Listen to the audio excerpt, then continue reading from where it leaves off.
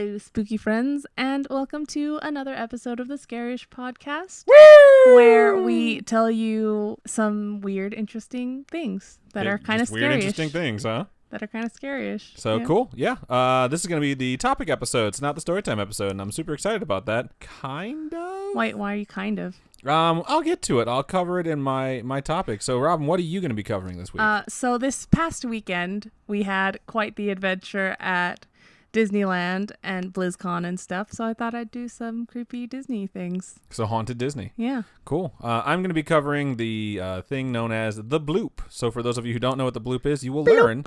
And for those of you who do know what it is, I'll be covering it not like crazy super in-depth. I didn't get out the conspiracy board, but I feel like I did a pretty good job on it, so I'm excited. But I will say, like you mentioned, we were in California. We went to Disneyland and BlizzCon.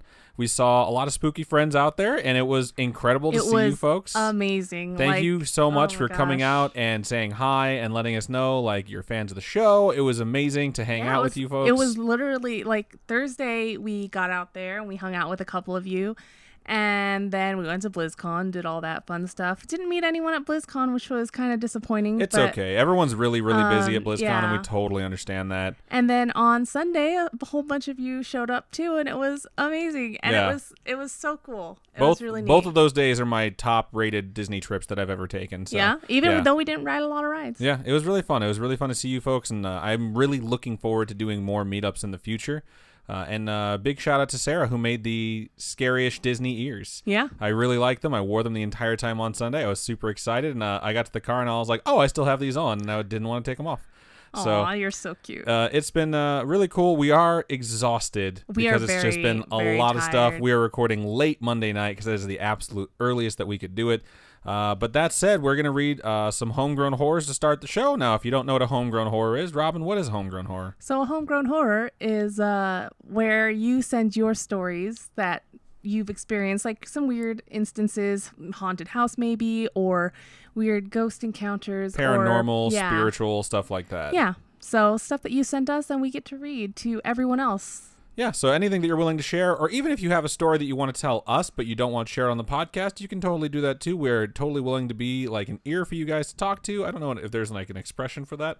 I'm sure there is. Shoulder to cry on. Yeah, so that's what came to mind. I'm like, no one's really crying when they tell us these things. But either way, reach out to us at the email address storytime@scarish.com.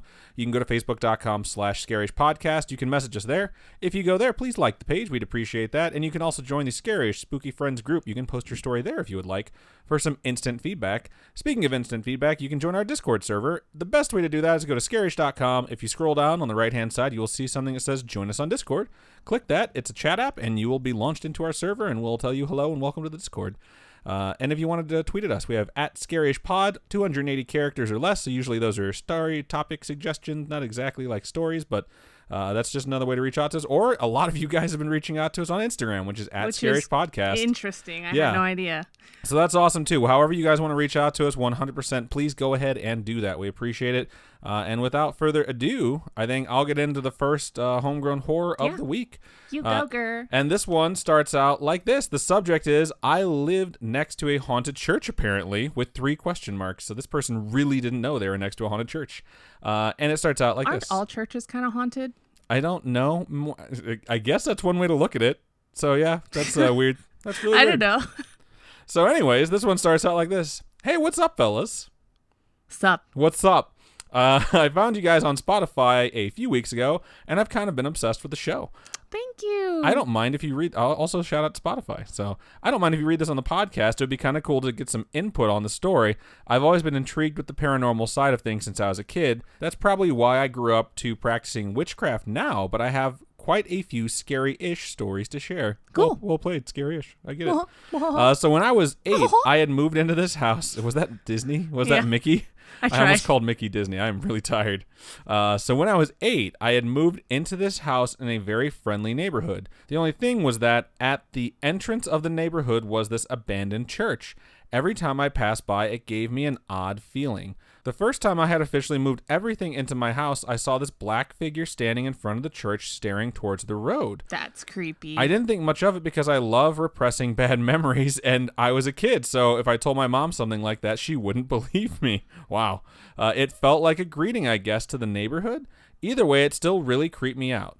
While living there, I had a bad dream about visiting the church and meeting a boy and coming across a particular gravestone. I heard other kids going to the church to party and try to look for ghosts, but I didn't really want to get involved because I know better than staying out late at night, because the only thing scarier than ghosts and demons is my mother when she's pissed. That's hilarious. I think a lot of us had moms like that.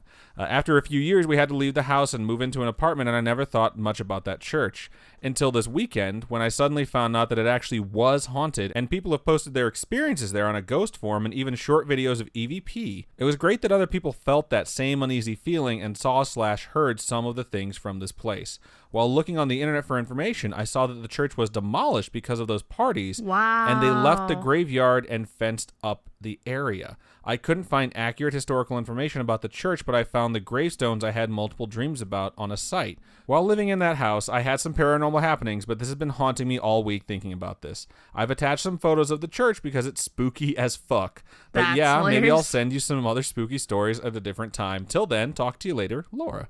Awesome. Thank you so much, Laura. Yeah, we appreciate you sending that. I'm going to totally take a look at these pictures right now. Oh, yeah, it does look creepy. Yeah, this is definitely creepy. This is just a headstone, and I don't know if there's any significance to it. It looks old, but definitely this church reminds me of that church from The Walking Dead that they all wind up holding up in, and they find that priest in. That's exactly what it looks like, and it's definitely old and dilapidated. I would understand why if you had a really nice neighborhood, you'd either want to like take that down or maybe like change it into something else, because I don't know. This doesn't like say like, welcome to our neighborhood. Well, they tore it down and then they just fenced it up. Yeah, which just seems weird. I would have tried to like, I don't know, renovate it or something like that. But awesome. Thank you for sending that story. I didn't really live near any haunted churches or anything like that growing up, so I don't know what that experience is like. There were definitely churches all over where I I've grew been up. to Catholic church, and that place is creepy when there's no one in it.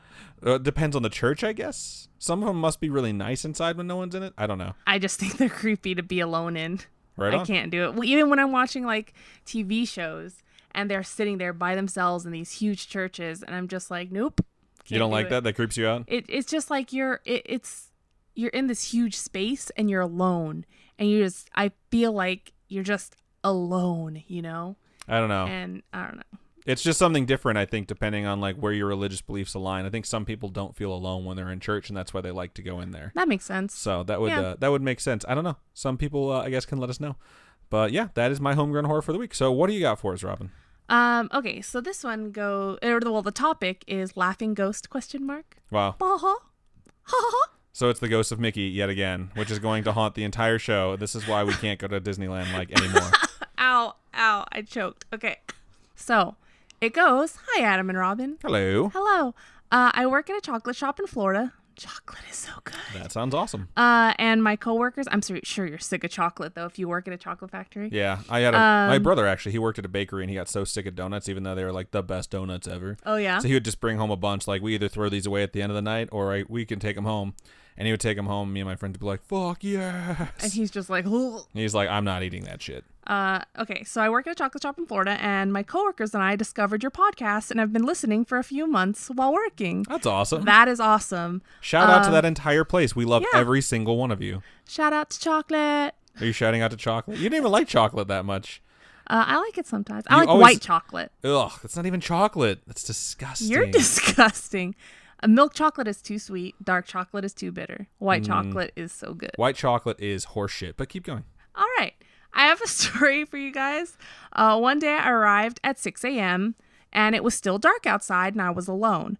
I started to turn on the chocolate machines. What are chocolate machines? I don't know. I've seen Willy Wonka, but I'm pretty sure that's not what they're talking The about. river of chocolate. Yeah, I was thinking a giant fountain of chocolate as well, but that's probably not what you guys were using. Right. So. And I get ready to begin working. I turned on the radio onto the Journey station. I know I'm cheesy, LOL.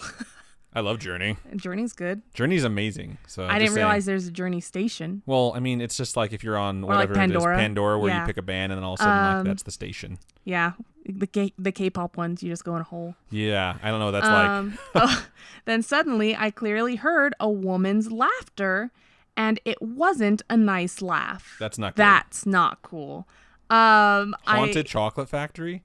This sounds a lot like Willy Wonka. I was going to say, it's the ghost of Augustus Gloop. Yeah, it's the ghost of that fat kid who got killed. That poor guy. I looked outside to see if there was anyone, but there wasn't. I ran to get my purse, locked the door to the shop, and ran back to my car, leaving the shop with the lights on Wow. until my coworker arrived. That is straight noping the fuck out. I respect it. Mm-hmm. I would do the same thing. I'd have run out of there so fast. What you know 100% is that you're going to survive. I mean, it might have been nothing, but just in case it wasn't, you lived. That's all I'm saying. Yeah.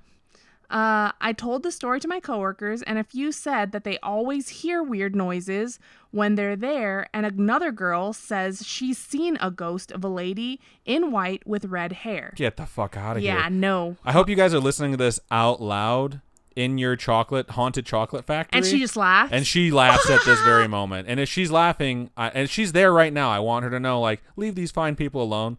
Also, send us your stories. Storytime@scarish.com if you figure out how to use a ghost computer. We'd really like to ask you some questions. Needless to say, I don't go in the shop unless someone else is with me. My story is not as scary as some of the others I've heard on your show, but it's the scariest thing that has ever happened to me, and I have no explanation as to where that laugh could have come from. So that's the other thing, too. It's like, just because it's, like, not that scary doesn't mean it wasn't scary to you. Right. I totally understand that. And when there's not an explanation, you're like, I don't know where the fuck that came from, but it was a laugh.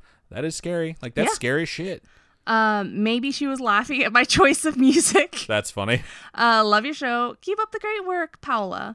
Thank you so much for sharing. That's absolutely hilarious and absolutely frightening. Yeah, I would not want to be in any place that I knew was supposed to be empty where I heard someone, like, not just laughing, but it sounds like cackling, like an evil laugh at you. I'd be like, no, I'm getting the fuck out of here. I was at work today, doing a little bit of, like, researching and reading up on some things, and I had to go to the restroom. And for some reason, the door to the restroom opened up louder than it usually does, and it legit freaked me out. You freak out about everything, though. At Disneyland, you were freaking out about just the most random stuff, and I was like, it's okay. You did it like 3 times. I can't even remember what it was about because it just kept happening. You keep happening. I guess I do. Thank you so much for that. Okay. But yeah, thank you so much. Yeah, we appreciate you sending that. And again, if anyone wants to share their stories, there's a bunch of different ways. Storytime@scarish.com, or message us on any of our social medias. Yeah. So I guess we'll move into Let's have you go first. Yeah, I'm going to go first. So I'm going to start off with my story topic, and this one is about the Bloop. So some background on that. This week, I am pretty exhausted, and I'm not feeling well, and I wasn't sure exactly what I wanted to do. So today, earlier in the day, I took a nice nap, and it was well-deserved and very much needed. And during that nap, I had a dream. And in that dream, I was in this dark room, and, like, think of, like, the Upside Down from Stranger Things, like that kind of room. What kind of room is that? Have you never seen Stranger Things? You're in the Upside Down, still like Nightmare Hospital from Silent Hill kind of thing? No, it's like where it's like darkness everywhere, but you're somehow like standing on something. Like, and there's like sensory deprivation where you really can't hear anything. Oh, see, the Upside Down to me is just like when they go into that other world and it looks exactly the same. That's a good point. I'm talking about like when they're teaching Eleven like how to use her psychic abilities, and she's just in like the nothingness void. Yeah. It was sort of like that. And I kept like looking around for anyone or anything, but there wasn't anything there. And like, again, this is my dream. So like while turning around, I was just suddenly underwater, like deep underwater. And like, it was super dark and there was just enough light where I could tell that I was underwater. And like, suddenly I saw 2 eyes open in front of me, and they weren't human eyes. Shut up. This was today? Yeah. Oh my gosh. So they weren't anything that I've seen before. They were just these big glowing yellow eyes. And like, although they weren't far from me, like maybe 10 or 20 feet, they were enormous. And like, I couldn't see the body of whatever they're attached to because it was so dark. But like, based off the size, whatever this thing was like a skyscraper size, because the eyes were bigger than I was. Okay. And like, suddenly the water started rumbling, and you could see like a shockwave coming through it. And like, I didn't know what it was, but I could see it moving towards me. And when the shockwave passed through me, I heard this like really deep voice say, "Find me." No, you did not. And I woke up, and the first thing I said when I woke up was, "The Bloop." Shut up. You didn't actually say that. Dear listener, I present to you the Bloop. And the first thing that's important to note is that I totally made up that story about my dream. Oh my God. And that 100% did not fucking happen. It's total bullshit. But it was fun, wasn't it? I started writing that out, and I was like, this is really fun. I'm going to keep going with this. No. But seriously, I did take a nap, and I woke up feeling like crap. And I was just like, you know what? I'm going to do something I've done a lot of research on and I'm skeptical on, and I'm going to let you guys decide. So there was no dream with some giant skyscraper monster. I just wanted to put that in there. You're a skyscraper monster. I thought you totally weren't going to buy it, but you totally did. Hook, line, and sinker. So that's pretty good. No, I didn't. So for those of you who don't know, what is the Bloop? Well, to put it. No, I didn't. You totally bought that shit. No, I didn't. I even said that was stupid. It didn't fucking happen. All right, you guys have to hashtag she bought it or hashtag No, she didn't buy it. that's not a thing. That's a thing. And just tweet us. So anyways. Don't. What is the bloop? Well, to put it simply, the bloop is a sound that was heard underwater back in 1997. So nothing too crazy, nothing too sexy. And it's not like when you go underwater in the pool with your friend and they yell something at you and then you come back up and they're like, what did I say? And you're like, you People said suck do my that? balls because they're childish. Yeah, I did that all the time as a kid. Did you say suck my balls? I would say stupid stuff. I don't think I ever said suck my balls. But you go underwater and you try and scream something and see if they can understand what you're saying. But this isn't that. Okay. So what makes a sound underwater so special that I'm covering it? Well, for one, the bloop was heard in the middle of the ocean. So that's weird enough as it is, because when you think about like how much water there is on the planet, Yeah. like to be in the middle of the ocean is Which just ocean? like the Pacific Ocean. There's just nothing else around you. And like it's even creepier when you take into account that we still haven't explored like around 95% of the ocean. No, really? It's 100% true. Like that's the statistic that's reported from I the can't NOAA. believe anything you say this episode now. I hate you. The rest is all true. And like this is a vast, dark, unexplored water where you like can barely see anything because light can't even penetrate it, you know? And like most of the water that covers the planet is unexplored. And the Pacific Ocean like is enormous. And in the Pacific Ocean, this is where this sound was heard. Is the Pacific Ocean the biggest one? I don't know. I don't know what you mean by biggest either. You mean widest or deepest or volume? It just depends. Volume sounds good. I don't know. The Pacific Ocean is enormous, though. But that said, to be specific where this was heard, it was roughly latitude 50 degrees south and longitude 100 degrees west. And I know most of you folks know exactly where I'm talking about when I say that. The Marianas Trench. Marianas, I don't even know how to say it. The trench that's really deep that they drop Megatron into. Yeah, we just all know cut that. that off. That's where Megatron Just is. edit that out. I'm leaving that in there. They should know that we sound stupid half the time. So, Shit. but to give you a better idea, picture South America. You know where South America is. Hopefully, most of you do. If not, you should probably check out a map or a globe sometime in your life. But check it out now if you don't know where South America is. Okay. And then go to the left till you're basically in between South America and Australia. All right. It's closer towards the South America side and further south on the continent than it is north. So it's like the middle of fucking nowhere. And that's where this sound was heard. So it really is basically the middle of nowhere. And like, who the hell was out there listening to this, you might ask? Did it originate from there, though? Yes, that's the origination point. Okay. That's the origin point that's been reported. So underwater microphones called hydrophones, which is just hilarious because it's just so aptly named to name an underwater microphone a hydrophone. Okay. It's fucking awesome. I was reading that. I'm like, yep, that works. But that's where the sound was picked up. And the sound became known as the bloop based off of what it sounds like. And these hydrophones were typically used to detect things mostly like underwater seismic activity. Whales? So they're all over the place. No, it's more like earthquakes and stuff like that. Oh. They're not really monitoring marine life, although they do pick them up. Before that, they were originally designed to detect Soviet subs. Oh. So these things are everywhere. It's to try and track the location originally of like where the Soviets had their subs. Yeah. And now at this point, they're just being used for a variety of different things, which totally makes sense. So what else makes this sound so special aside from the fact that it was in the middle of fucking nowhere? Was it bloop? Is that what it sounded like? Well, we'll get to that. So it's not just the bizarre location, but it's the volume. And at the time the bloop was recorded, it was determined to be the loudest sound ever recorded in human history. Yes, 100%. That's louder than a bomb. That's how I came across this. Much, much, much louder than a bomb. So not because when the sound heard, it blew out the eardrums of anyone listening. The way they kind of measure how loud this was based off of how far away this was able to be heard. So this sound was heard by two separate hydrophones, again, great name, that were over 5,000 kilometers or 3,100 miles apart. Okay, so... And they both picked up this sound. Give us an idea of how far that is. Well, this next bullet point is perfect. So I said, sir, for those of you unaware, the United States itself, from tip to tip, is around 2,680 miles apart. So that's how long across the United States is. If you were to stand on the edge of the United States on the East Coast, so the furthest you could get without walking into the ocean, it's a town called Hamlin, Maine. And if you were to travel to the closest part of the European continent, which is, according to Google, Akelhead, County Mayo, Ireland, that distance across the Atlantic Ocean is 2,772 miles from the tip of America to the tip of Europe. So Maine to Ireland is 2,772 miles. And this sound was heard across 3,100 miles. So add 400 miles onto how long that is, and the sound that was heard the entire length of that. So to give you an idea, it's about 20% further than the entire circumference of the fucking planet. How loud was it at the other end? I don't know. Oh, okay. Like, I don't know how they would measure it by decibel level, but it was heard, and that's the point. Okay. So the sound took place over around 2.5 minutes.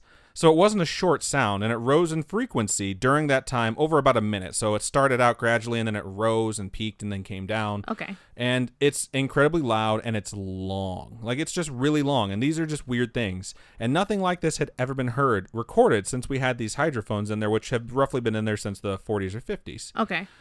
So I could sit here and describe the sound to you, which would lead to you speculating on my speculation. Are you going to make the sound with your mouth? No. Or I could just play it for you. Oh, cool. Yeah, and that's what I'm going to do. And to be blunt, like, the 2.5 minutes of listening to the bloop is really boring. And it's very odd sound. And because of that, like, they take the sound profile and they speed it up. That's typically what happens here. So to get a better idea of the sound profile, I went to the National Oceanic and Atmospheric Administration, or NOAA, or NOAA.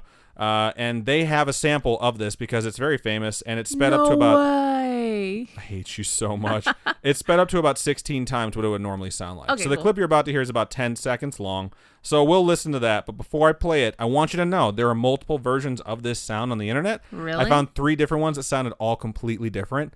That's And annoying. It's because other people took the full audio clip and sped it up to 16 times and then posted it on their website or whatever. So I went to the source. The people who recorded it, they have it on their website, and that's the sound that you're about to hear. So here it goes.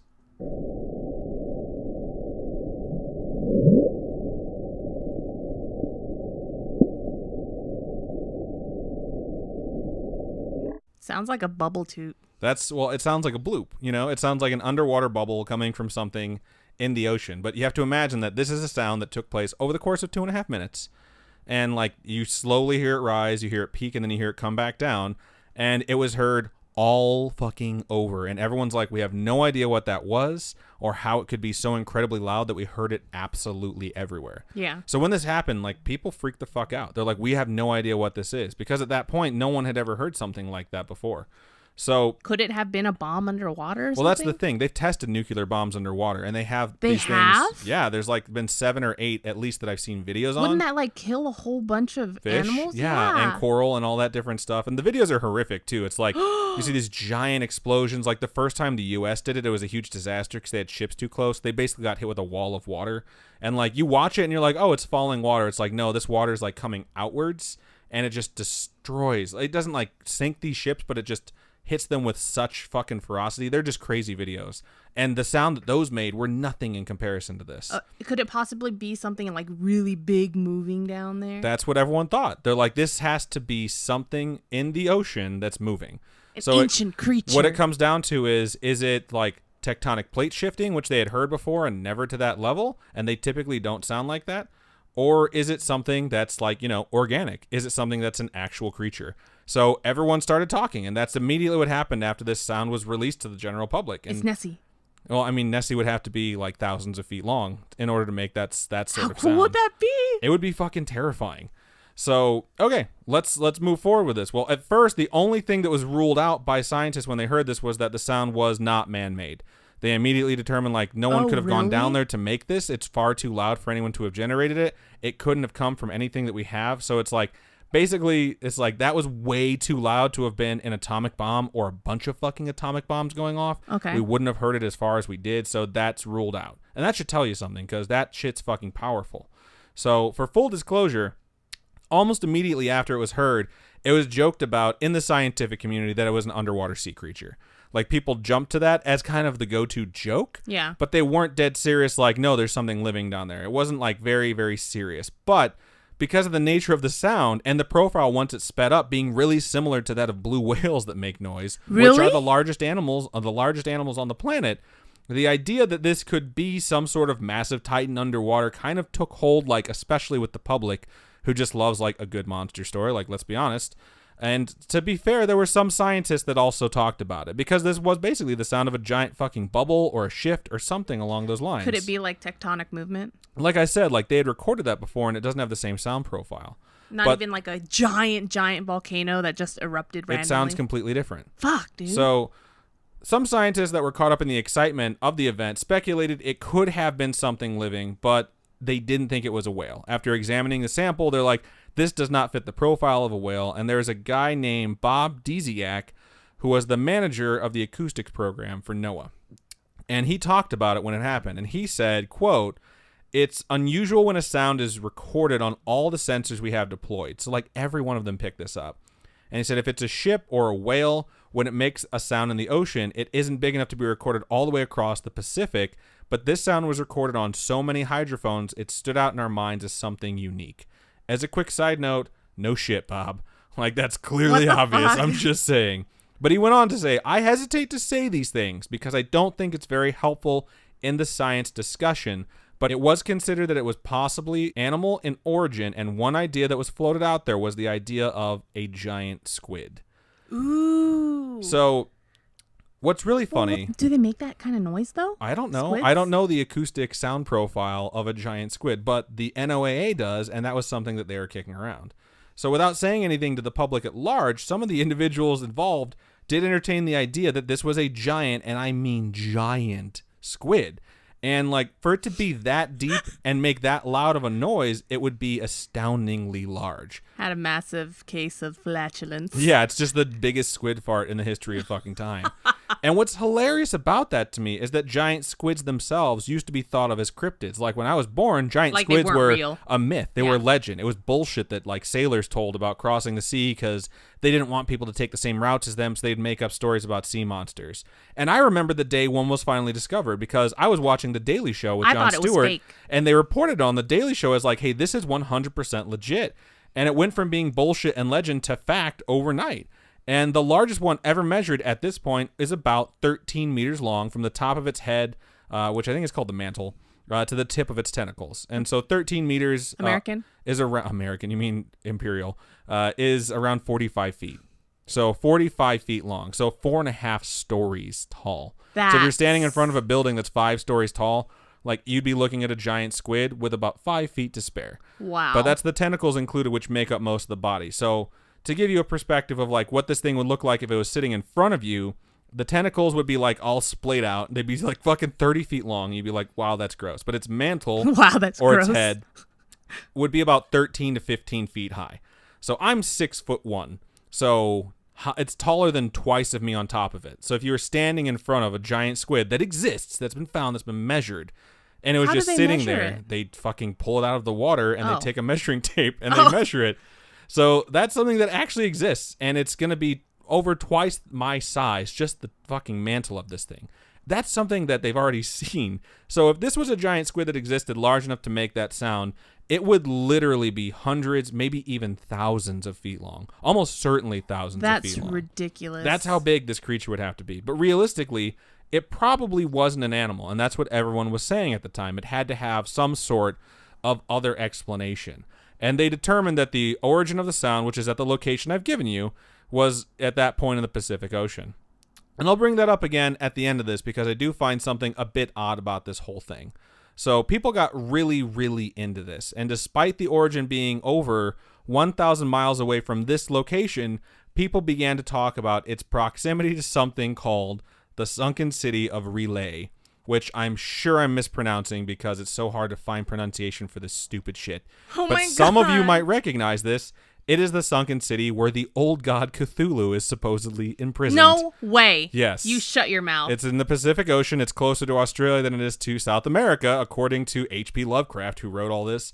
And it's people started legitimately talking about the fact that it could be Cthulhu, which is so goddamn funny to me. But at the same time, it's like, well, let's kind of look at that. So first and foremost, as a quick side note, H.P. Lovecraft was kind of a horrible person. Really? And I avoid covering a lot of his shit because I don't like him. And I can separate art from artist, but at some point when you read up enough about someone, you're like, I'm just going to avoid their stuff entirely. And to be honest, the shit he wrote, which, by the way, is completely fictional, it's not like it's based on any sort of historic fact or legend that was thought about before he wrote it, has so many words that are impossible to pronounce, and I absolutely hate it. Like that gibberish you heard me listening to earlier? Yeah. It was someone trying to pronounce a sentence in one of his stories that was supposed to be like the old god language. Okay. And that included this word that I just read. And he made it up? He made all this shit up. What if he didn't? What if he's just like from that period and we're just assholes? So he was just like viewing into like the old past and just writing a Time stories Lord. about it. Oh, I hate you so much.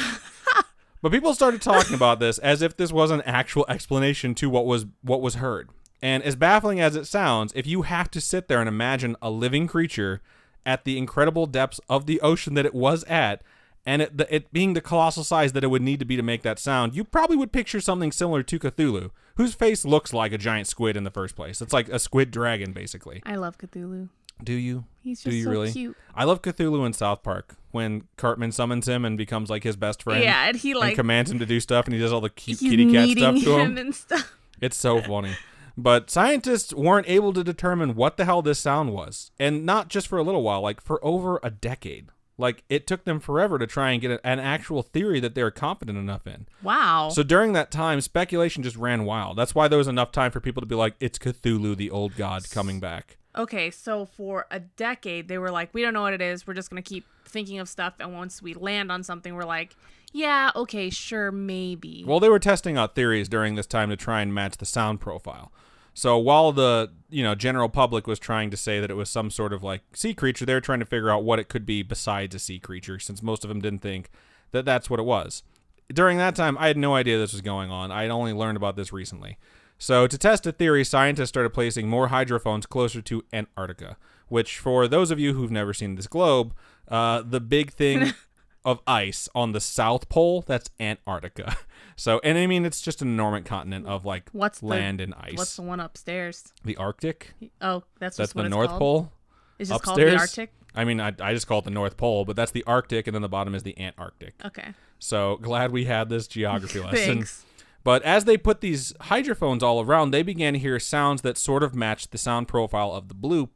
And it wasn't quite the volume like at all, but the bloop did have a similar sound signature, and they usually didn't last as long. And that's why they were speeding things up so that they could get a better look at these things if they all had like the same sped upness. Yeah. I don't think that's a word. Sped upness. It's easier to see a sound sample if you condense it, basically. Right. So what they started realizing is that this was the sound of underwater earthquakes that were resulting in cracking of massive glaciers at the bottom of the planet. What? And after collecting enough evidence of these sounds, they decided to determine that they still call this solved to this day. They say this mystery's been solved, that the bloop wasn't an underwater sea creature at all, and that they're actually the sounds of ice, giant chunks of ice cracking off the continent. So it's like, because it's 2 minutes long or whatever, it's like a big, huge crack in the glass, in the ice, and like scraping up against each other, kind of, sort of. It's maybe? not just scraping. It's like, imagine like you have one solid piece of ice and this crack is fissuring its way through it over the course of 2 minutes, because like the crack starts,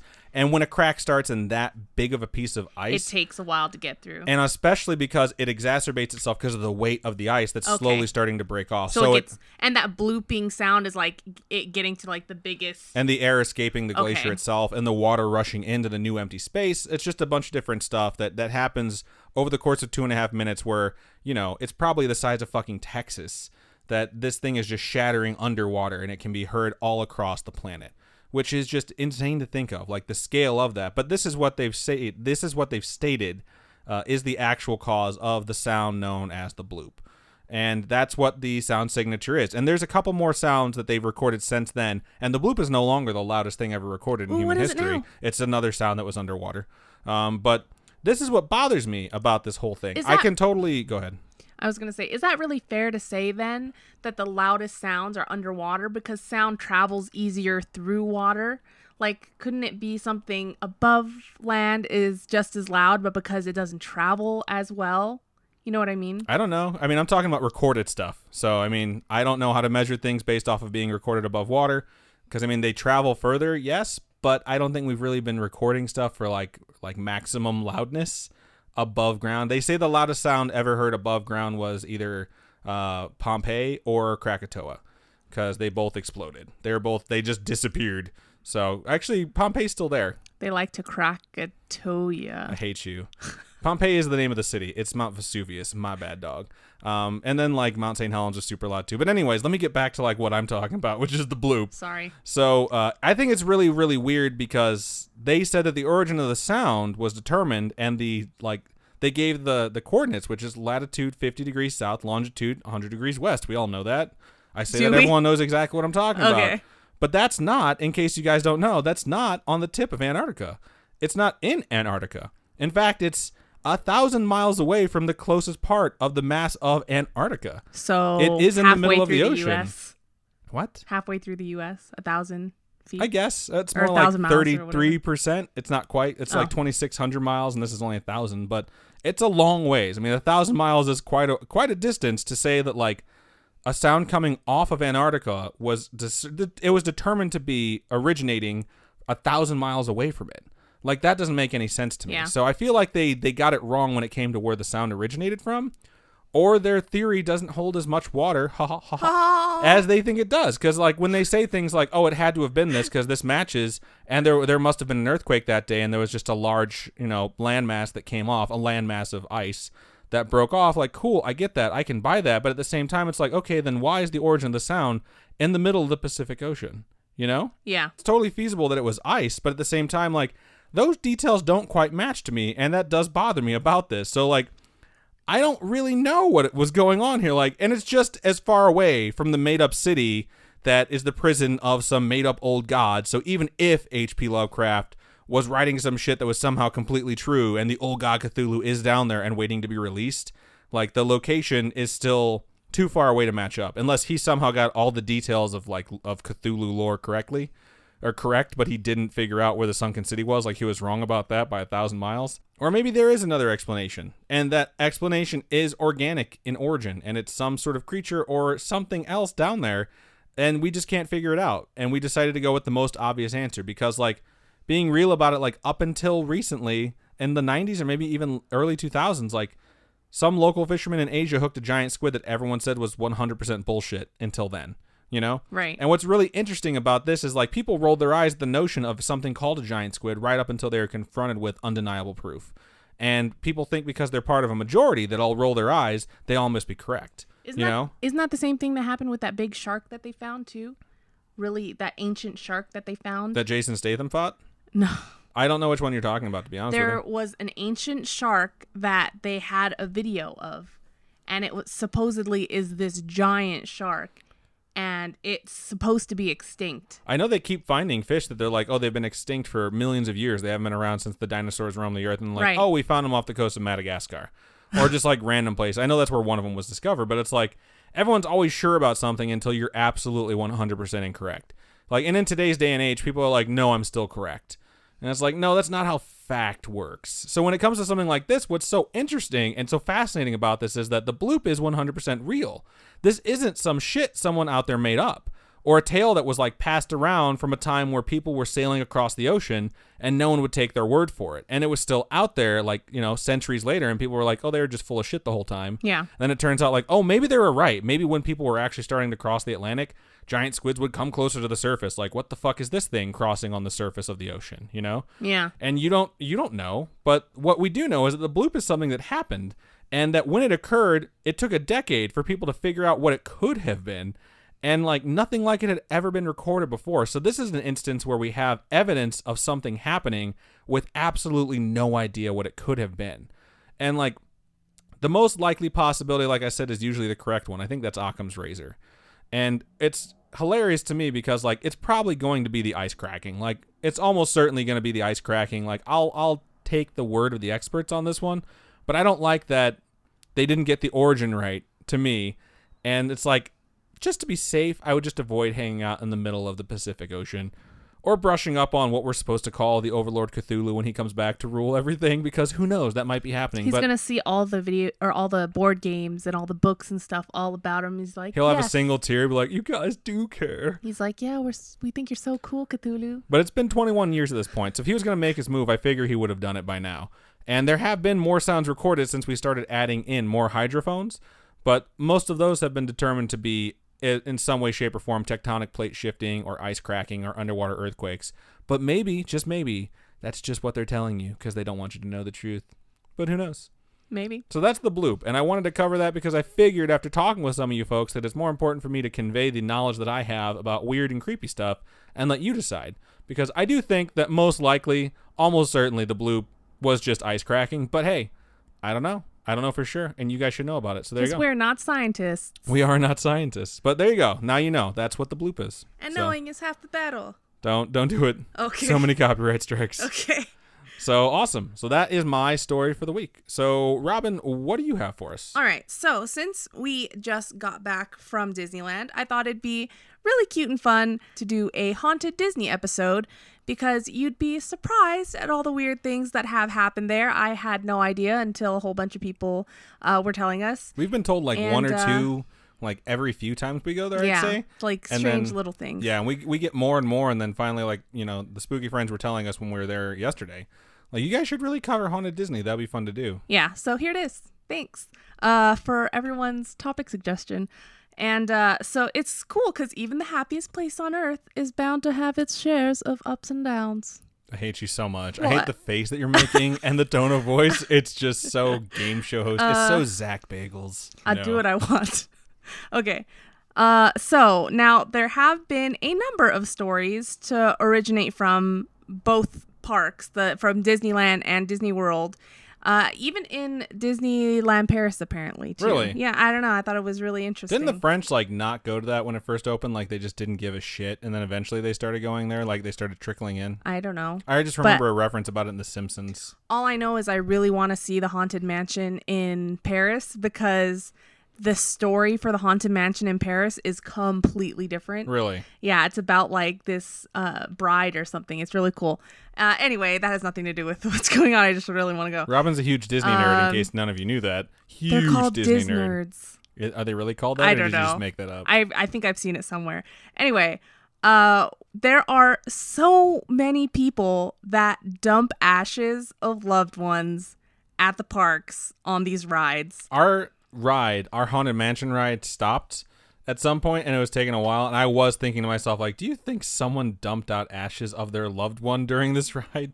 Because it was stopped for so long. I was like, Yeah, that's it was so stopped for a fucking gross while. if they did. But we got stopped in a really good position Yeah, because we could see like the whole like ballroom Yeah. and dining room Yeah. spot. Yeah, that was kind of with cool. the gingerbread house. And okay, so it was really cool because Sarah and Ryan, who we hung out with, were like, dude, the gingerbread house changes every year. And we didn't know that. And we had no idea because I feel like we don't pay enough attention every time we go through.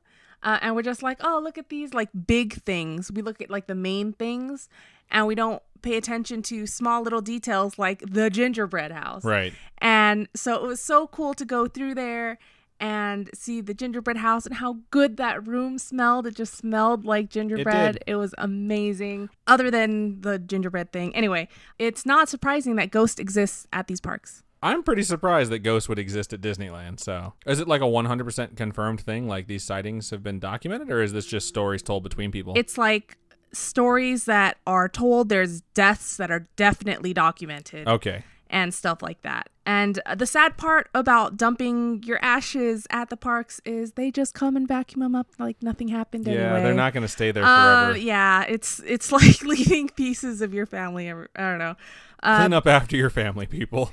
Anyway, a custodian has even reportedly found a jawbone on the Haunted Mansion. A jawbone? Yeah. Wow. Because like when you cremate someone, it just doesn't all turn to ash, you know? It's like Really? you'll have bits and pieces of bone still in there. I'm going to have to change my will. I've requested that I be cremated and that each person take a handful of me and throw them in a stranger's face. So just, one last fuck you to the world. You're so dumb. So someone has to take that jawbone and crack someone over the head with it. That's It's a stupid. requirement. No, you turn it into a sword or like a knife and you A murder shank? demons with it. Wow, that's really weird. It's a thing from Supernatural. Is it? Yeah. Okay. You'll good get there. Good to know. Yeah, you'll see it. Anyway, ghosts. So like seriously, stop dumping your family on these like Do you rides. want it to be an actual haunted mansion? Because that's kind of how that happens. Speaking of the Haunted Mansion, we'll start there. It's thought that so many people have dumped ashes on this ride. Like it's one of the most popular rides to dispose of family bodies, apparently. And there's been a lot of urban legends or rumors about what instance was the first or began it all. But it kind of goes like this, where many years ago, a woman came to Disney trying to tell them that one of her sons had been killed and that The Haunted Mansion was one of his absolute favorite things, which why wouldn't it be? I love the Haunted Mansion. I think it's awesome. It's cool. I finally got to go on the Incredicoaster, and I think that's where I'd want my ashes scattered because that thing is fucking sweet. Just dump it at the top. Just open it up and hit everyone else behind you. That's gross. what I want. Just choking on it. Gross. As he would have wanted. Okay. Anyway, they understandably denied her to spread his ashes on the ride. And she went onto the ride and did it anyway. And you just have to keep in mind that Disney has the best night vision cameras available. They see absolutely everything. Yeah, so if you're trying any of that, fun stuff, the extracurricular stuff on those rides, they're watching. They see all of it. They see everything. And as creepy as that sounds. But like even on the ride that we went on when it stopped, they literally were like, you need to sit down. Yeah. We're not moving until you sit down, or no flash photography. And that had just happened. Yeah, some asshole had just taken the picture using his fucking flash on the Haunted Mansion. And it was a second later, someone came on.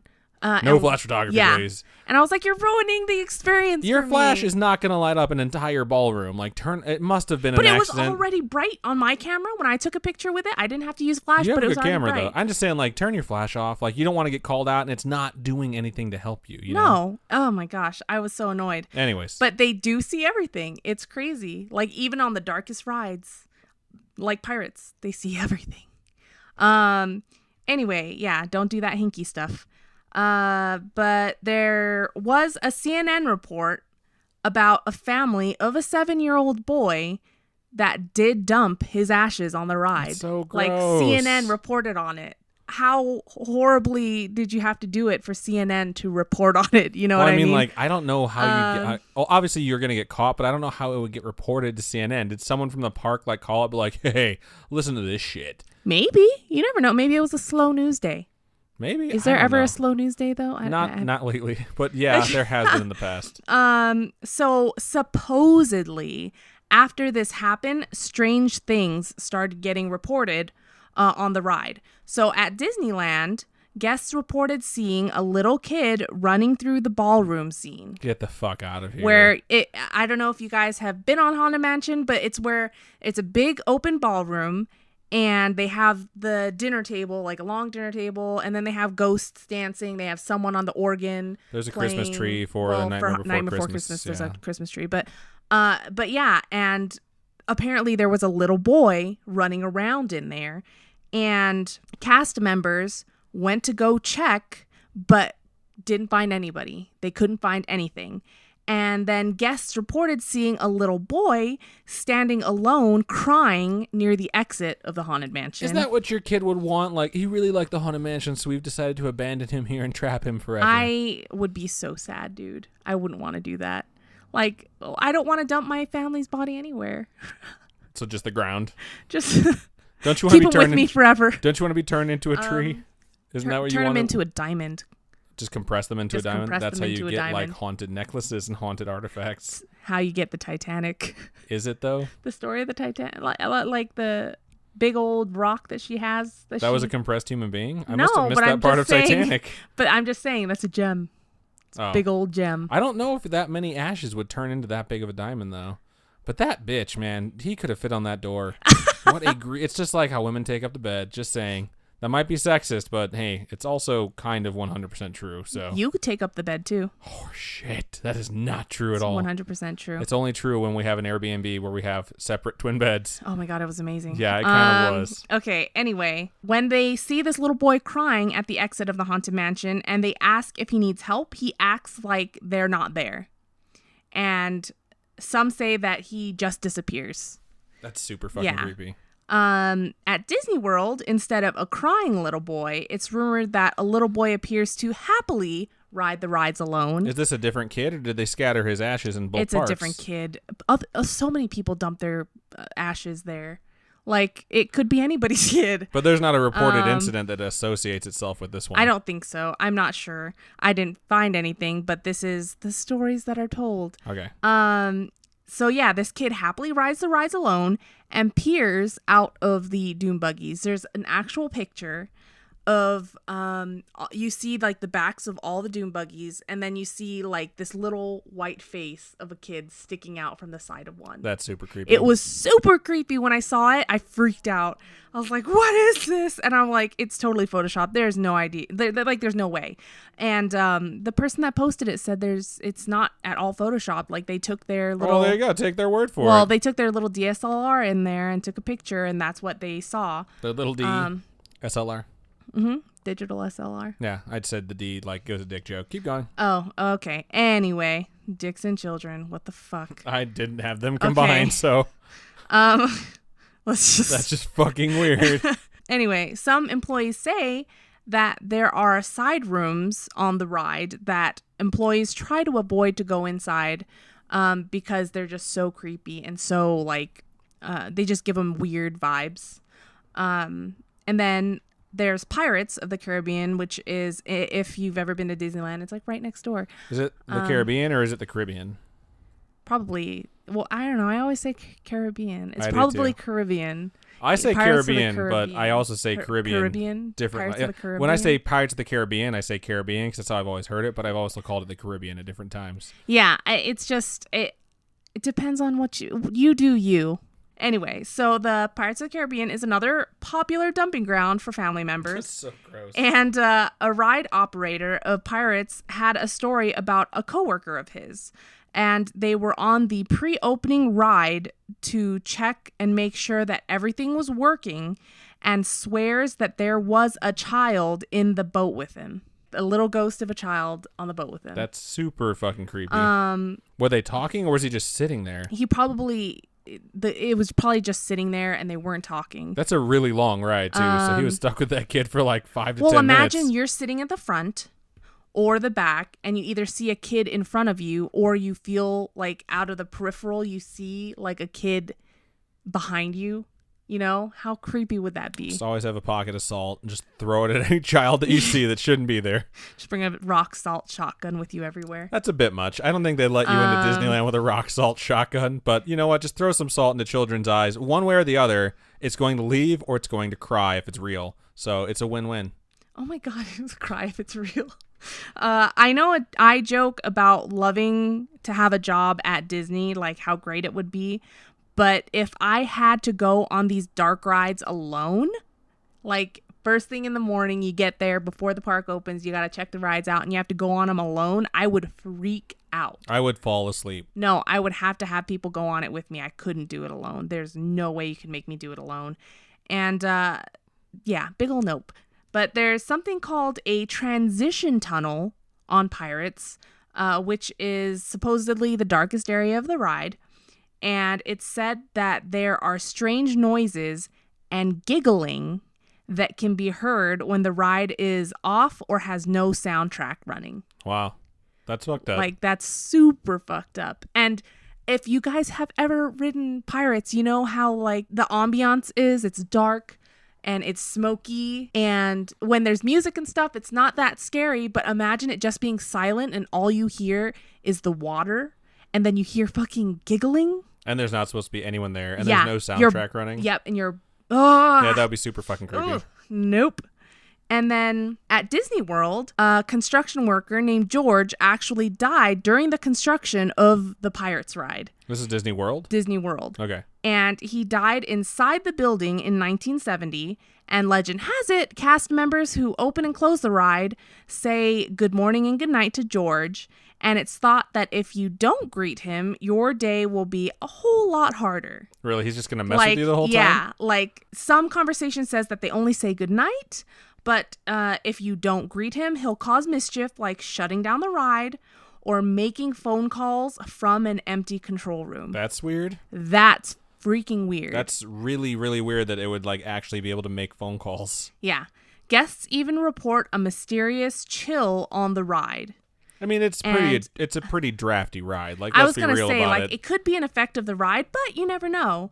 And cast members have to repeatedly close a door near the key-holding dog scene. We all know it. The little doggy with the whistling pirates or prisoners or whatever. So they're trying to get the dog to bring the keys. Yeah, and so this door is known as George's door because they constantly have to close it. But only in Disney World. In Disney World, Not yes. Disneyland. No, For those of you who don't Disneyland. know, Disney World is in Florida. Disneyland is in California.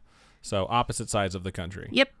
And so on Tom Sawyer Island, there have been reports of seeing mystery children running around after hours that can never be found.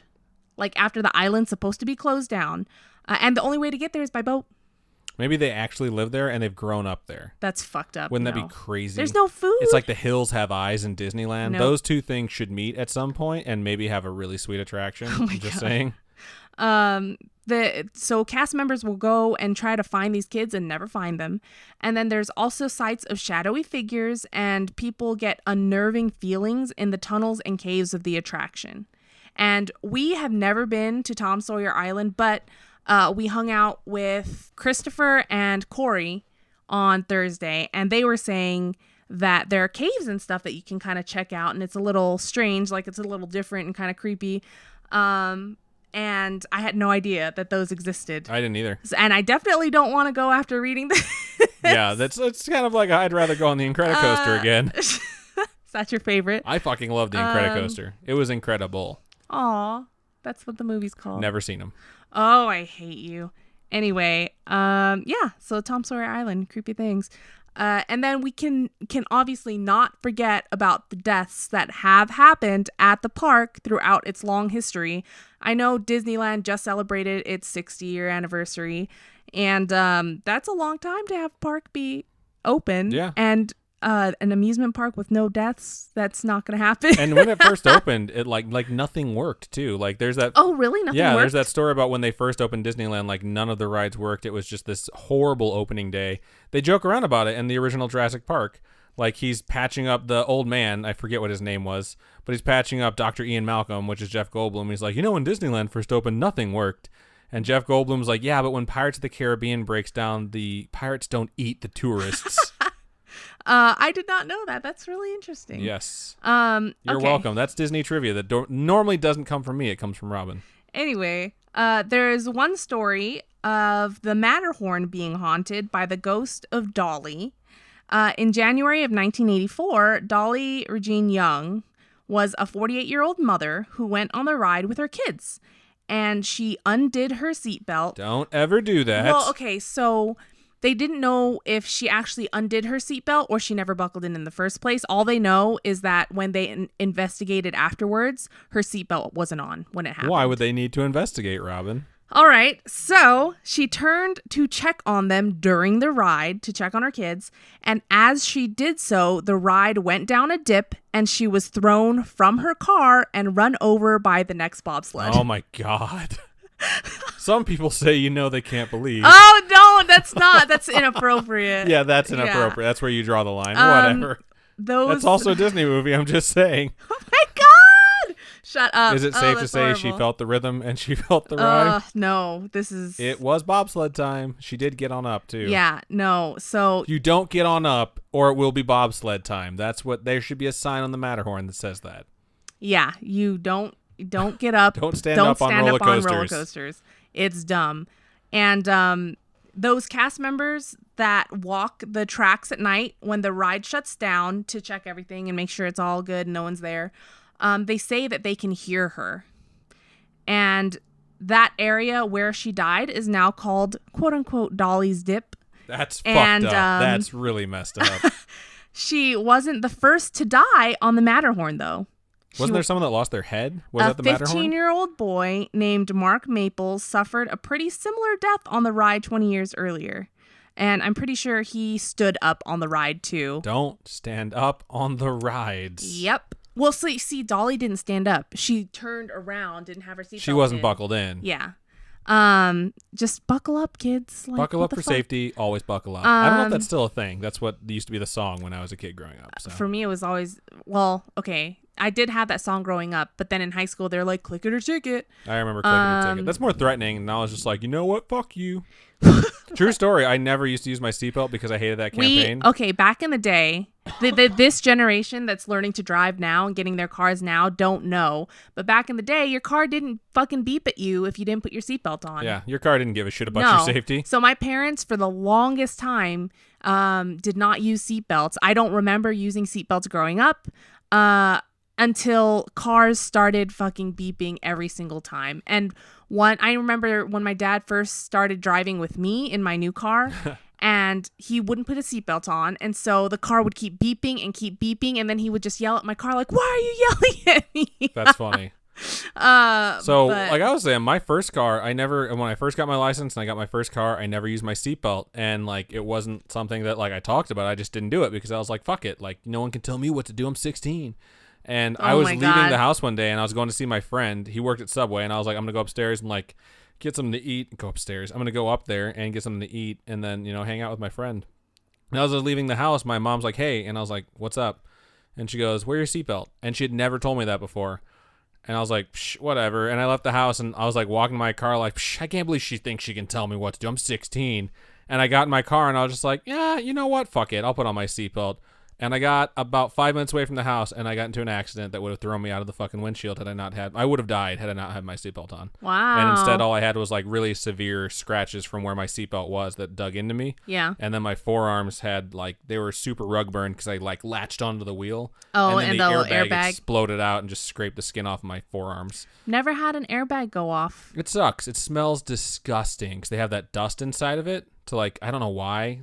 I guess so it doesn't like lay on itself. It's just nitrogen and stuff in there. But when it explodes out, that dust just flies into your fucking face. And like I came to and I was in a ditch. My car was completely fucked. I had some guy blew a stop sign and it was like, he thought it was a 4-way stop and it was not. Or you hit them? I hit them because he pulled into the middle of the lane and the road was icy and I couldn't stop. And I was doing 45 and a 45. Then all of a sudden, like at the last second, this giant truck's like, I'm going to go. And it's like, even if I had a stop sign, there was no way I was going to be able to stop. So it was a poor decision on their part. The insurance settled in like 10 days. Wow. Because they were like, yeah, that wasn't your fault. And we hope you take the settlement so that way you don't come back with injuries later. That's crazy. But yeah, I live because my mom was like, put on your seatbelt. So yeah, I would recommend doing that on things that go incredibly fast and are meant to make you think you're going to die. Yeah. I would wear a seatbelt for those things. Yeah, do it. Helpful tip. Fucking do it. Anyway, back to Disney. And scary things that have happened at Disney. In June of 1966, a 19-year-old by the name of Thomas Guy Cleveland tried to sneak into Disney by climbing a 16-foot fence. So it was Disneyland on a grad night, tried to climb a 16-foot fence and cross the monorail track. And he was spotted by security and ran. And he wasn't paying attention to the security guard telling him that a fucking monorail was coming. And he was struck by that monorail and got dragged 30 to 40 feet down the track. That's horrific. But I can imagine the scene where it's like, stop, there's a monorail. And he's like, fuck you, bro. And then he gets hit by a monorail. It's 1966. He's not going to tell the security guard, fuck you. Think they didn't say fuck you to security guards in 1966? Because the 60s were such a peaceful decade. I don't know. Who knows? I didn't live it. Anyway, I hate you so much. Definitely not worth it to me to try and sneak into Disney. Definitely not worth it to die. Yeah, I agree. Just pay the fucking ticket. Don't try and sneak in, man. It's not worth it. Especially being lifetime banned from Disney. You don't want that. I saw a kid get kicked out of Disney. That was like last year. Yeah, we were getting checked in, like going through the security, and like there was a kid standing there and his face was red because he had been crying and his friends were all around him. And it's like a security guard and like an actual cop were like giving him like a speech that they clearly had given a bunch, where they're just letting him know, like, your friends can go in, you are not allowed in Disney. And I don't know if they lifetime banned him, but they told him he was not going into Disney that day. Yeah. And he was just so distraught. And I was like, I think that kid's like on a senior trip and he did something stupid in the security checkpoint line. It's like, yeah, no Disneyland for you, bro. Yeah. I don't know why people make that mistake. Like, don't do it. Just don't. But anyway, now it's said that the ghost of a teenager has been seen running alongside the monorail at night. It's just trying to race that monorail. Didn't work out for her the first time, so you're going to keep doing it forever. A monorail? I mean, from The Simpsons, yeah. I could sing the whole thing, but I don't want another copyright strike. Oh, okay. So, yeah. And a number of people have drowned in the rivers of America, too.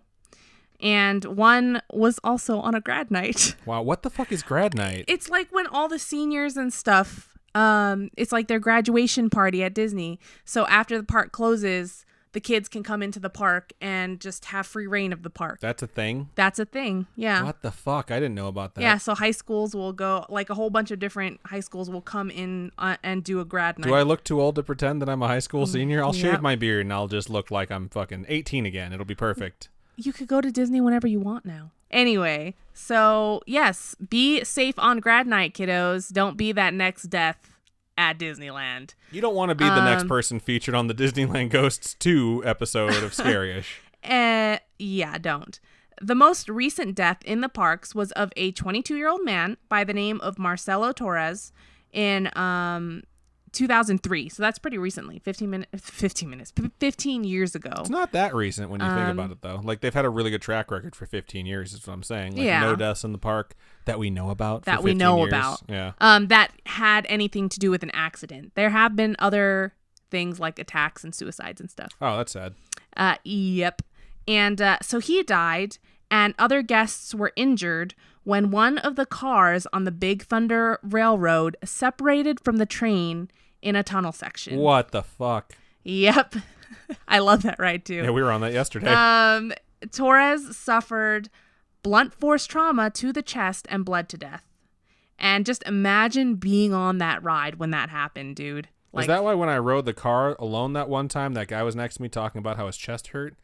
That would make sense. No, you shut your mouth. He's nice. He only stands in the corner of our bedroom most nights and No, watches you stop. sleep. I don't need the fear. I don't need the fear. Okay. Anyway, I actually feel like I remember being around the park during that time because Big Thunder was closed for a while. Really? Yeah. Well, they always close down for maintenance, so I always assumed yeah. someone had just died No, and they're cleaning them up. I remember someone telling me about someone dying on Big Thunder when I was younger. And maybe that was the one. I don't know. It probably was.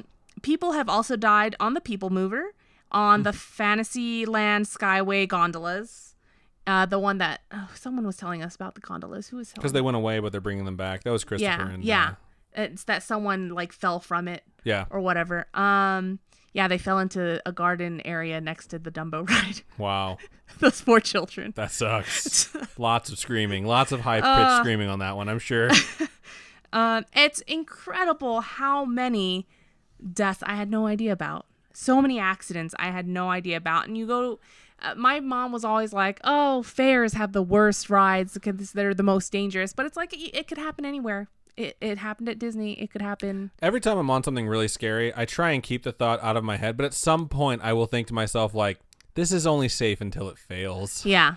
And I always think that I'm like, just shut the fuck up, inner Adam. There was one that I didn't add to my script, but a woman was on Space Mountain and she didn't feel well.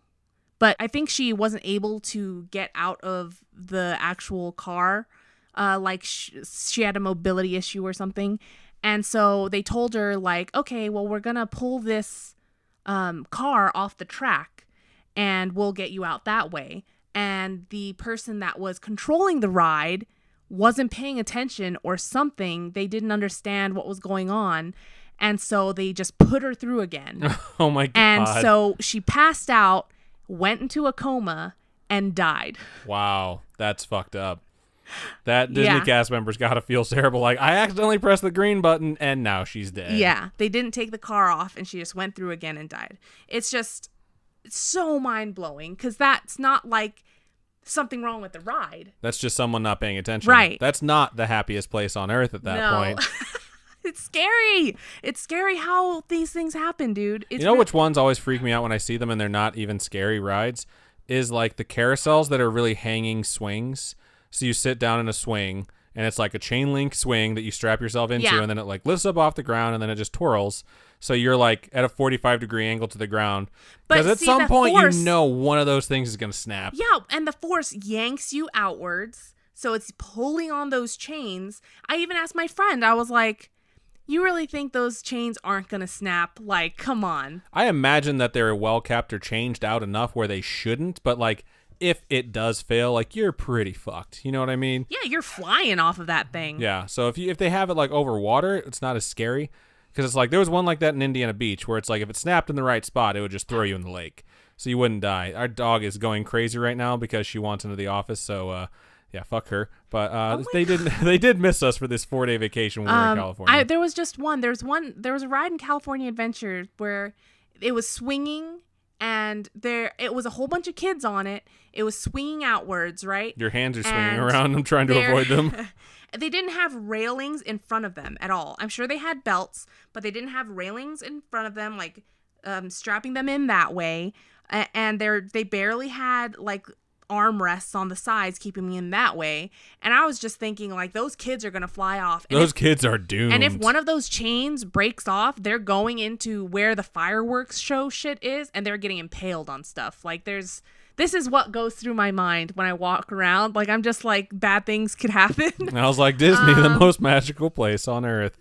Anyway, it's like Final Destination 3. Oh my God, what if they made a Final Destination and it was just at I don't Disney? think Disney would like that. That's not the exact image that they're looking for. Anyway, yeah, it's incredible how many things I had no idea about. And that's not even mentioning the deaths that, or not the deaths, but like attacks that have happened at the parks of people attacking other people, or someone getting stabbed because of someone else, or... There are some people who just like... Stop. This is a public service announcement I'm going to make really fast to anyone that goes to Disney. If you're with multiple people and you're walking shoulder to shoulder to shoulder, I understand because you all want to talk and like associate, and walking single file is something we all did in school and it's not fun. But if you're walking in a straight line across and you all just decide to stop in the middle of a walkway and you're in a place like Disneyland, you're inconveniencing everyone behind you. And if you do that because you don't care about the people behind you, maybe you should be stabbed.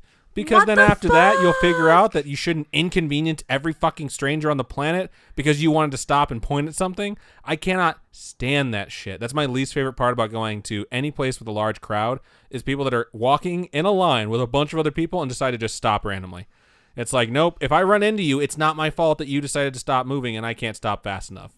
So, yeah, just PSA. Step out of the way, step off to the side, and then stop. Don't just inconvenience everyone else in that park because you decided that you're just going to stop conveniently. Only convenient for you. So, yeah, good stuff. All right. Anyway, another interesting story is a guy went to Epcot and demanded to talk to his girlfriend that worked there. That was a cast member. Obviously, they weren't going to let him in. And so he took 2 cast members hostage. And so the police... With what? With a gun? With a fucking shotgun. How the hell did he get a shotgun into I don't the know. park? This is just what I read, okay? Anyway, so he took them hostage, and the police obviously showed up. He ended up letting the hostages go, but before the police could arrest him or anything, he killed himself with a shotgun. So happy ending for all. Yeah. That's fucked up, Seriously, dude. what the hell? But yeah, so a lot of this research stuff blew my mind after coming from the park. I know this stuff's not cute and fun, but it happens. I mean, even bad things can even happen at the happiest of places. And it's I crazy. suppose, yeah. So ghosts definitely don't surprise me at this park. Well, now that you know all that shit, Yeah. obviously they wouldn't surprise you. This stuff is horrific. Fun side fact, Wait, these haven't been fun this whole time? In 2014, there was a measles outbreak that originated in Disney. Wow. That resulted in 133 cases of the measles. Holy shit. Most of these cases were unvaccinated children. One of the more heartwarming kind of ghosty things is... It's just after all this horrible stuff, I'm like, I gotta add something good, right? One of the more heartwarming things is that Walt Disney himself seems to still be at the park. So it's pretty well known that near the entrance of Disneyland is the fire department. And above the fire department, you'll see a window with a lamp in it. And that is actually Walt's old private apartment from where he would stay at the park. And there have been a number of stories revolving around this apartment. And on Main Street, it's thought that there's a woman dressed in 19th century gown that has been spotted at night. And she guides lost children to the baby care center where they're reunited with their parents. That's super sweet. It is very sweet. But if this is true, there has to be children that can report what they see, right? Like They'll probably say like some lady brought me here. Yeah, but and they're then, like, what lady? Can they describe what she looks like, what she says, what she sounds like? I'm sure they can. I mean, some kids are articulate enough to tell people like, this is what this person looked like that I just saw. I wish I could find more reports if that's the case. Yeah. You know? I thought it was going to be like, that's where Walt Disney's frozen body is. Isn't he frozen? Didn't Walt Disney have himself like frozen? Cryogenically? I don't know, man. I have no clue. Okay. That's not part of what I'm researching. In hundreds of years, when Scary-ish, that's the name of our podcast. In hundreds of years, when people are obviously still listening to the archived episodes of Scary-ish, they're going to be like, he didn't know that Walt Disney Bot was going to come back and take over the world. Wow. Oh my God, shut up. Okay, so back to Walt's apartment. A cast member once went up to Walt's apartment to find that the lamp was on, and she turned it off only for it to turn itself on again. And this happened a number of times, and when she went up again, she heard a voice tell her, "Don't forget, I'm still here." That's super fucking creepy. Super creepy. And when lights have mind of their own, you're just like, it could possibly be electrical, like faulty electrical, whatever. But it's also easy to believe it be something else too, especially when you hear a voice like that. Yeah, when the light turns itself on, then a disembodied voice tells you like, "I'm still here." Yeah, it's usually easy to go with ghost on that one. Whether or not what she heard was true, they still leave the light on for Walt. Is that where they got the whole Motel 6 thing? What? We'll leave the light on for you. Is that Motel 6? I think it is. I don't know. Walt Disney must have known Tom Bodett. No, anyway, they leave the light on in his apartment as a tribute to Walt. Right on. Yeah, but maybe it's because he won't let them turn it off. That could be. So, but yeah, so there's also apparently a room behind the magic shop on Main Street that we walked past yesterday, I think, that's said to have been Walt's office at times, and there have been reports of cold spots and strange feelings in that room. So it seems like Walt really hasn't left his work behind. How does he haunt it if he's frozen? Shouldn't his soul be trapped in his body? I don't know if he's frozen. Why do you keep bringing it up? I don't know. I thought he was frozen. I legitimately thought Walt Disney had his body frozen when he passed away. I have no idea. Oh, well, I figured you'd know. That's why I'm asking. You're the Disney person. No, I don't know. I don't care. How do you not care? This is important. Oh my God, whatever. This is not when Robo Walt Disney comes back, you're going to remember this moment as the time we could have stopped it from happening. So, with so many stories of ghosts and apparitions that have been seen and reported around the park, I just think it's really weird to think that it's supposed to be the happiest place on earth. I think people are mostly too distracted to notice these things. Like, there's so many people in that park and they're all going in different directions that you don't like notice the one lady who's dressed in like old-timey clothes. You know what I mean? Yeah. Like, you wouldn't even notice that it was a ghost or an apparition. On Dapper Day, I would have never noticed. Yeah, and it's like I've looked up and seen the light on in that firehouse, and if there was someone standing there, I wouldn't have thought to myself like, oh, that's the disembodied spirit of Walt Disney. I would have just thought like, oh, it's a cast member who's supposed to be there. Like, you don't know. It's like, okay, I won't spoil anything for that show, but it's like there's so many times where you could just be walking past a ghost and not even know it. You know, you just assume it's just another person. So especially in a place like Disney that's super crowded all the time. Oh, were you going to say the Haunting of Hill House? Yeah, because there's a ghost in there where you don't realize it's a ghost. And there's also like a fuck ton of ghosts in that show. So I fucking love that show. So yeah, having just been at the parks, I never thought of any of these things until our friends kept bringing up different instances all weekend. And it was just so cool because Thursday someone would say something, Friday someone would say something. It's just every day this weekend, people were like, this happened at the park. This happened at the park. And we're just like, what the hell? I wonder if the plaids, the people that you can hire that are cast members that take you on tours as you go on the rides. I guarantee they will not tell you anything. I wonder if there's like a cryptic tour that you can take where it's like every time you go somewhere, they're like, do you want to see a dead body? Shut up. You're so like, yes, stupid. I do. And then I want to ride the ride. I highly doubt that. But I do want to do a plaid tour one day. I think that'd be absolutely incredible. We should plan that. Dude, it's expensive. You have to book for a minimum of 2 hours, I think. Okay. And then I feel like you couldn't do How much everything. is it per hour? I think it's like $600 or something. $600 per hour? Yeah. Does that pay for your ticket to get in? No. Oh my God, fuck that. I could set $300 on fire and blow the other $300 on just random bullshit and be much happier. It's expensive, but you can have up to 12 people, I think. That's not bad, but still it's very expensive. You'd have to get a group of 12 people. It's $50 a person. But that's after you have to pay for the minimum. So you pay for a minimum, and then you, whatever hour after that, you add more and more and more. It's just, it piles up.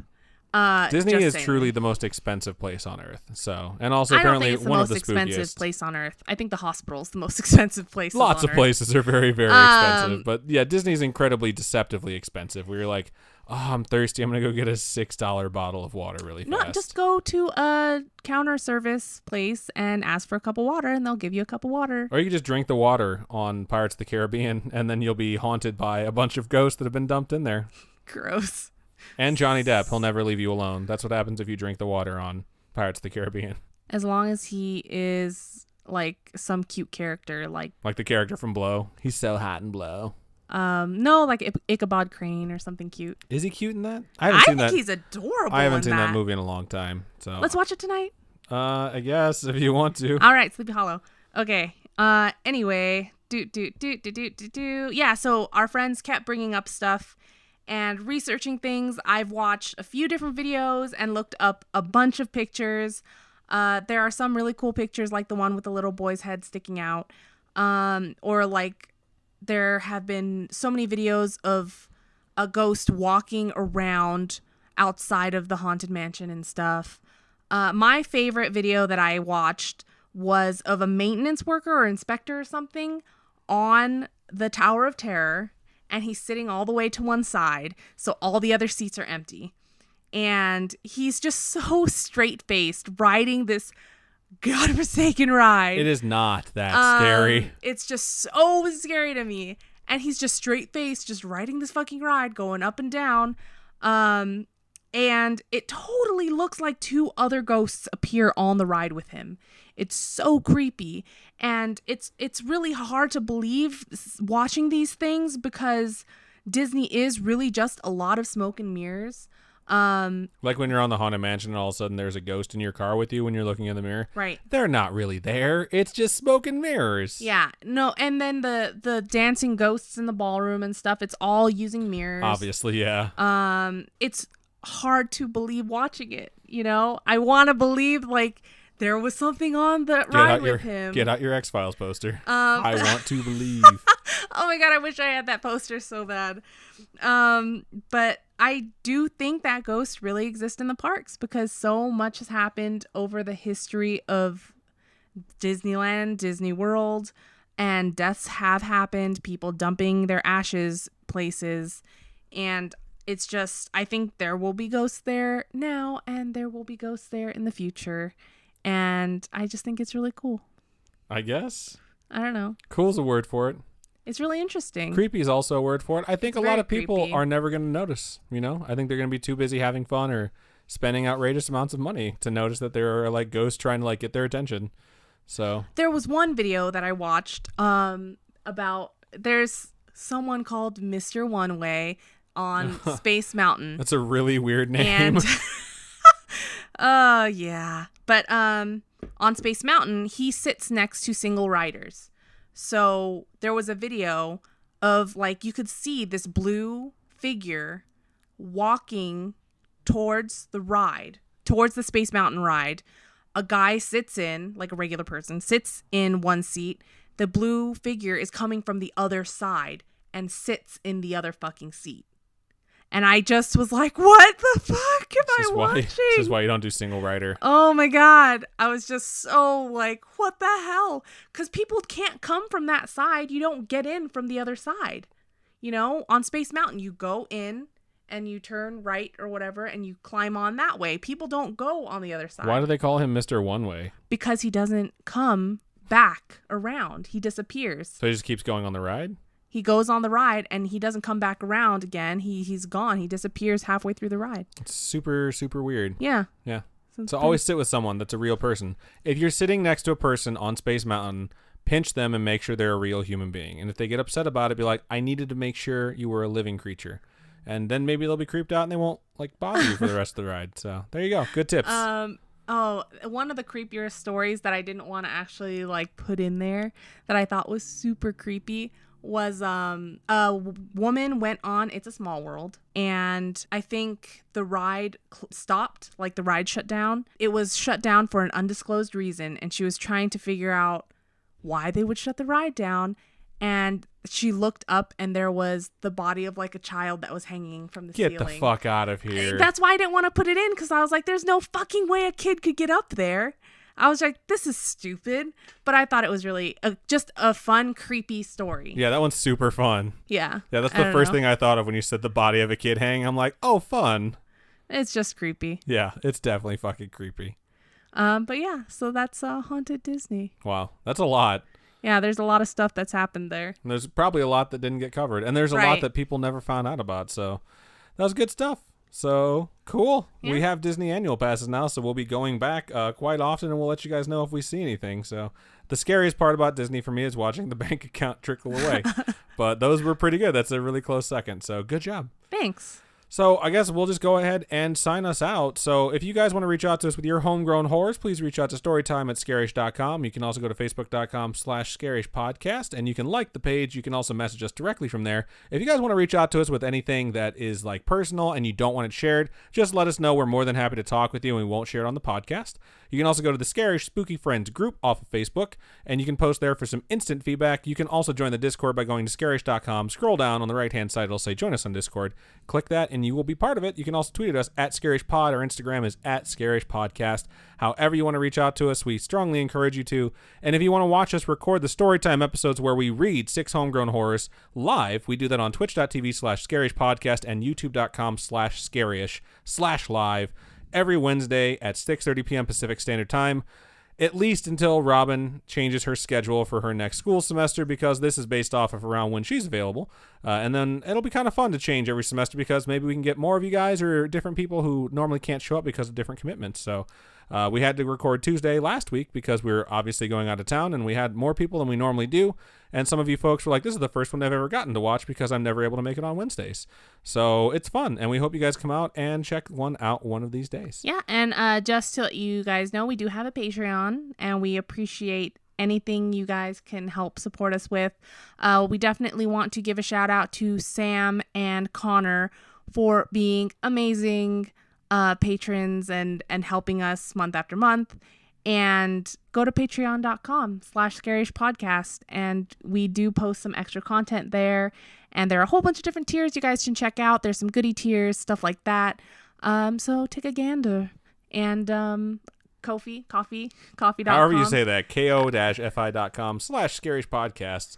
And that's one-time donations that you guys can send us, or you folks can send us. Yep, and that's to help us upgrade our studio setup. Which is awesome. We just upgraded our pass-through, and it worked really well. It's 1-for-1, so we have one show in the books, and it actually worked out. And we're going to be moving on to some new lighting and hopefully a new camera very, very soon. So, yeah. And thank you to everyone who has donated. We appreciate everything. For those of you who don't donate, we totally understand that. If you guys drop us a review on iTunes, that also really helps. You can go over to iTunes if you have an iTunes account. Otherwise, you can go on to scarish.com, and one of the topics at the very top is how you can rate us and review us there, and it'll take you to like the web page for the podcast that's linked to the iTunes account. But we appreciate everything that you guys do for us. It's been so cool meeting with some of you guys this past weekend. Yeah. We're really excited, and we're looking forward to future meetups. You guys have been amazing. You really have. So yeah, thank you to everyone. Definitely meet more of you. And meet a lot of our international listeners. So yeah, I think that's just about everything that we have for you guys this week. So thank you again for listening, and I guess keep on creeping on, and we will see you later this week.